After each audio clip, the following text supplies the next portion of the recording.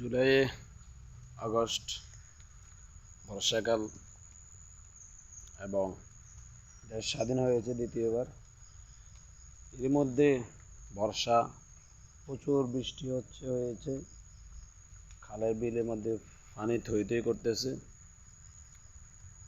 এর মধ্যে দেশ স্বাধীন হলো স্বৈরাচার, জালিম, অত্যাচারিত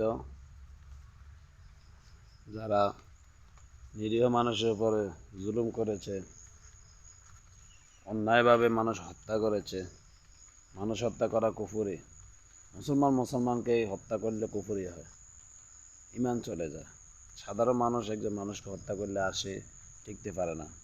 চোখের সামনে মানুষ ধরফড়াইয়া যখন মারা যায়, তখন হত্যাকারী নিজে যদি উপলব্ধি করতে পারে, আরে আমার সামনে একটা মানুষ ধরফড়াইয়া মারা যাইতেছে, সে আতঙ্কিত থাকে, ভয় থাকে, তার সারা রাত ঘুম হয় না।